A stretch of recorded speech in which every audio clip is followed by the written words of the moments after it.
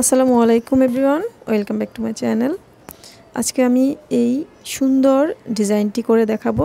এটি হচ্ছে কামিজের হাতা বা সালোয়ারের নিচের অংশে করলে অথবা জামার নিচের অংশে করলে অনেক অনেক সুন্দর লাগবে। তো আজকে এই ডিজাইনটি আমি কিভাবে করেছি সেটাই আপনাদের সাথে শেয়ার করব।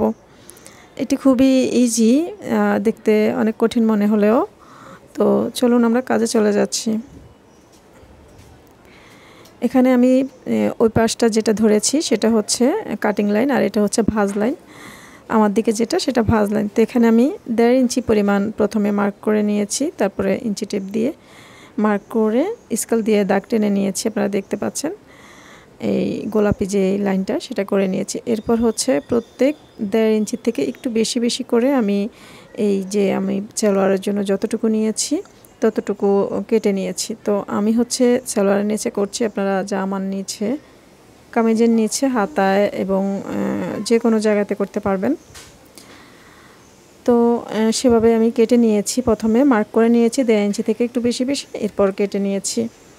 তো এবার সেলাই করছি। দেখুন প্রথমে একটা ভাঁজ দিচ্ছি, এরপরে আরেকটা ভাঁজ দিয়ে এই ভাঁজটা করে আমি এই ডিজাইনটি করে প্রথমে সেলাই করে নিচ্ছি।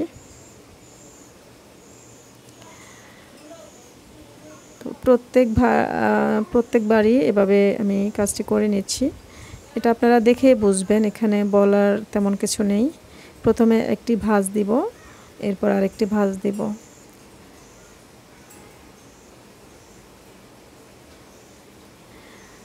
প্রথম ভাঁজটি দেওয়ার সময় খেয়াল রাখতে হবে যে যে কাপড়ে ভাঁজটি দিচ্ছে সেটা যেন এই লাইন বরাবর থাকে।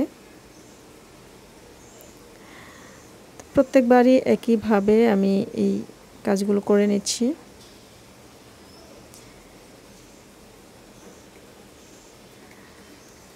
আচ্ছা, করা হয়ে গিয়েছে। এবার আমি ফ্রন্ট পার্ট করে দেখাচ্ছি কেমন দেখাচ্ছে। তো দেখতেই পাচ্ছেন কতটা সুন্দর, কতটা ইউনিক দেখাচ্ছে। এবারে আমি যে আরেকটি যে টুকরো আছে সেই টুকরোটিকেও একইভাবে কাজ করে নিব।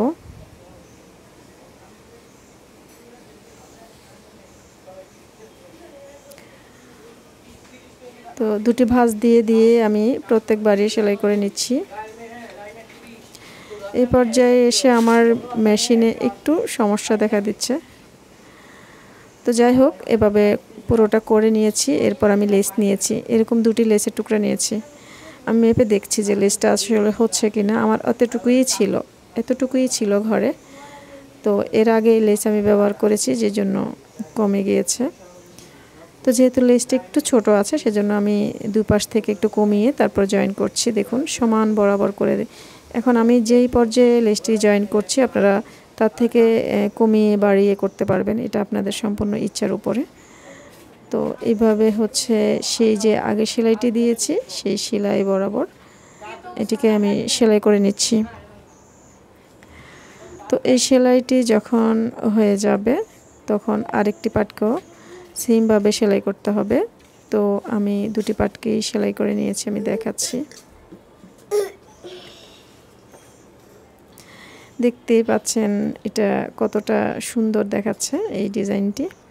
এবার এখানে আরও কাজ আছে, আমি পুঁতি লাগাবো। দেখতে এখানে আমি মাজারো সাইজের পুঁতি নিয়েছি, আর কাঁথা সেলাইয়ের সুই সুতা লাগবে। তো প্রথমে হচ্ছে নিচের থেকে সুই বের করে আমি পুঁতি নিয়েছি, তারপরে আবার নিচের দিকে দিয়ে সুতাকে নিচের দিকে দিয়ে দিয়েছি। এবারে প্রথম যেটি সেটিতে গিট দিয়ে নিব।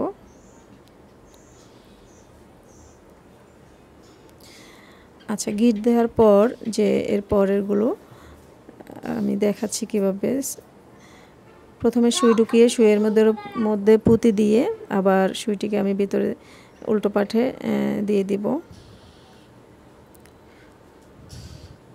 উল্টো পাটে দিয়ে তারপরে দেখাচ্ছি আমি একটু গিট দিয়ে নিব, যাতে এই সুতাটি টানের সাথে একদিকে ছোট একদিকে বড় না হয়ে যায় বা কুঁচকে না যায়। তো একটি সেলাই দিয়ে নিয়েছি, গিট দিয়ে নিয়েছি। তো আরেকটি পুঁতি লাগাচ্ছি আমি সেমভাবে, আপনারা দেখেই বুঝবেন আমি কিভাবে লাগাচ্ছি। এরপর অপর পিঠে হচ্ছে একটি গিট দিয়ে দিচ্ছি, যাতে সেলাইটি টান খেয়ে কুঁচকে না যায়। সো দেখতেই পাচ্ছেন এভাবে আমি সবগুলোতে পুঁতি লাগিয়ে নিয়েছি। এই পর্যায়ে কাজটি দেখতে ঠিক এরকম হয়েছে।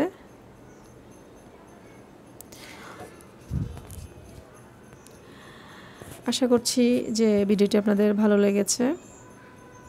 এটি আপনারা সালোয়ারের নিচে দিলে অনেক বেশি সুন্দর লাগবে। কামিজের হাতাতে দিতে পারেন, কামিজের নিচে দিতে পারেন, বা শাড়ির আঁচলে এই ডিজাইনটি করতে পারেন, বা শাড়ির নিচেও এই ডিজাইনটি করতে পারেন।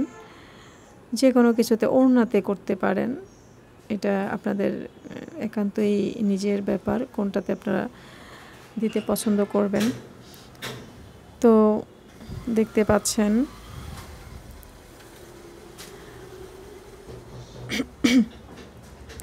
তো ভিডিওটি ভালো লাগলে একটা লাইক করবেন, কমেন্টস করবেন, শেয়ার করবেন, আর আমার চ্যানেলটিকে সাবস্ক্রাইব করে দিবেন। আল্লাহ হাফেজ।